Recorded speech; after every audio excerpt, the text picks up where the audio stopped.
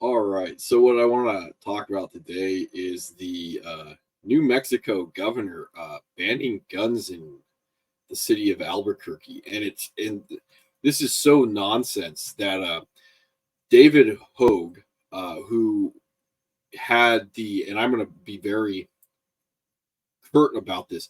David Hogg, who was lucky enough to be involved with the school shooting in Florida when he was like a senior at Mallory Stoneman Douglas High School. He was lucky enough to be involved with the school shooting, so he could make a living off of being an activist from that point on.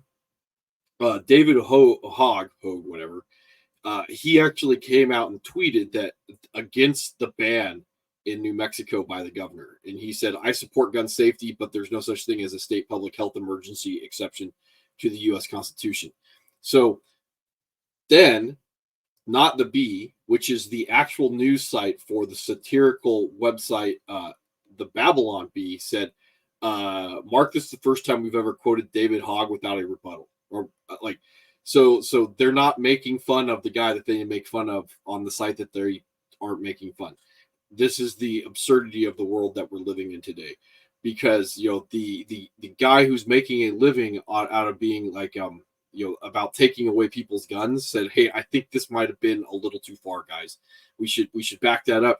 You're getting in the way of me being a politician where I can just grift my way further into the system by being lucky.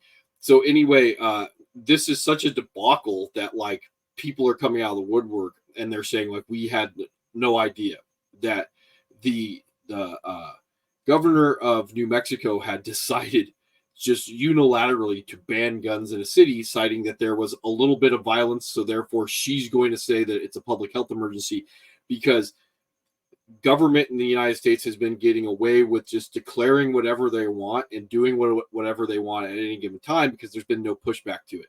Oh, COVID, 2 weeks to flatten the curve. Well, we took 2 years of your life. Get over it. So now a couple shootings in Albuquerque allows the governor to say like no more guns, no more open carry, and no more permit for concealed. We're going to take that away. And even her Democratic colleagues in New Mexico are like, "What are you doing? What are you doing, you fool?" And then it goes even further because like the DA and Albuquerque, from my understanding, is relatively blue. Albuquerque, the sheriff and the DA and the police department in Albuquerque are like, no, we're not enforcing this. And this wasn't going to be like an actual crime. This was going to be like a $5,000 fine. They're just like, no. And so people showed up at the state house, open carrying, to tell the governor what they think. But the bigger issues behind this, and it's twofold. The first one is, this is what happens when we're not vigilant and you're just playing partisan politics and selecting based off the fact that that person has what's in your best interest at heart. So when we talk about like workers' unions, when you create a union, the union then has to look out for its own interests. So it's going to stop looking out for, first of all, the interest of the individual, and second of all, the interest of the worker, because it has to look out for its own interest. Because the worker goes, someone else is looking out for my interests, and I don't have to be vigilant anymore. It's the same thing when we start selecting for politicians just because they go, well, they sort of have the same star tattooed on their belly. I can trust this person. I don't have to vet into them. So if we look at a spectrum and we say like on the left and the right, the 10% on both sides are wackadoos, most people end up being in the middle and they can find some type of compromise. Most Democrats are going to be like, well, yeah, I think we should have guns. It just becomes the degree of to what. The same thing with most Republicans, and this is polling on both sides. Most Republicans are like, yeah, I think we should have abortion. It's just to a degree of what. As I hit my microphone. So in this case, like, where is this common ground that we're trying to find? Well, you're never going to find it when you just look at that person and you go be a politician because like you have the same scarlet letter tattooed or stitched onto your clothing.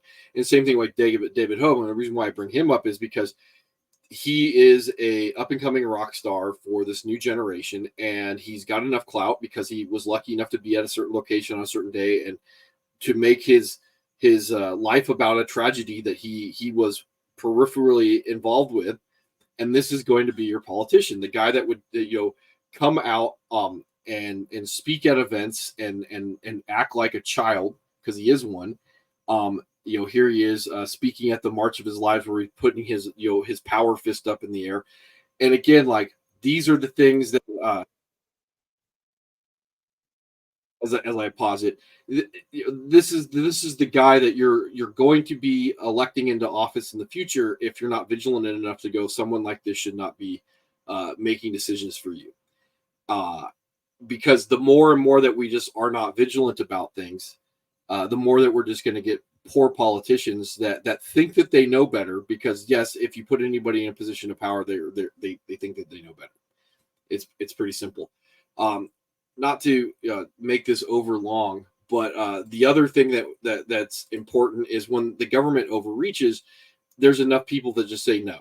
And it doesn't have to be anything special, but it's just when it's that obvious, just no. In the case of things like if they're teaching your children the bad thing at school, no, take your kids out of school. I mean, it's going to make it uncomfortable for you, but you kind of have to decide if that's what's best for your child. Oh, well, the status quo says, well, then you get the status quo. Your children get the education that everybody else is getting. How's that working out for you? So anyway, that's about all I have today on this ridiculousness, and maybe I'll come up with something tomorrow.